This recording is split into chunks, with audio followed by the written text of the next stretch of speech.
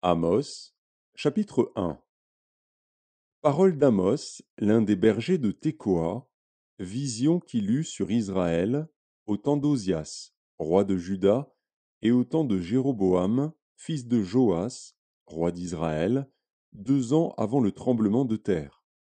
Il dit: De Sion l'Éternel rugit, de Jérusalem il fait entendre sa voix.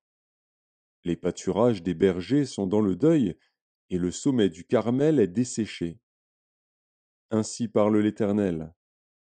À cause de 3 crimes de Damas, même de 4, je ne révoque pas mon arrêt, parce qu'ils ont foulé Galaad sous des traîneaux de fer. J'enverrai le feu dans la maison de Hazaël, et il dévorera les palais de Ben-Hadad. Je briserai les verrous de Damas, j'exterminerai de Bicat-Aven les habitants, et de Beth-Éden celui qui tient le sceptre. Et le peuple de Syrie sera mené captif à Kir, dit l'Éternel. Ainsi parle l'Éternel, à cause de 3 crimes de Gaza, même de 4, je ne révoque pas mon arrêt, parce qu'ils ont fait une foule de captifs pour les livrer à Édom. J'enverrai le feu dans les murs de Gaza, et il en dévorera les palais. J'exterminerai d'Asdod les habitants, et d'Ascalon celui qui tient le sceptre. Je tournerai ma main contre Écron, et le reste des Philistins périra, dit le Seigneur, l'Éternel. Ainsi parle l'Éternel. À cause de 3 crimes de Tyr, même de 4, je ne révoque pas mon arrêt, parce qu'ils ont livré à Édom une foule de captifs sans se souvenir de l'alliance fraternelle.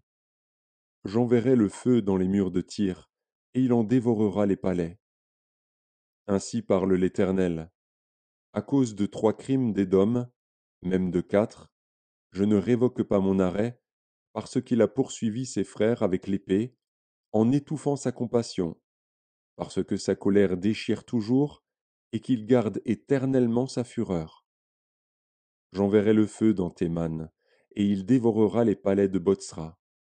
Ainsi parle l'Éternel, à cause de 3 crimes des enfants d'Ammon, même de 4, je ne révoque pas mon arrêt, parce qu'ils ont fendu le ventre des femmes enceintes de Galaad, afin d'agrandir leur territoire.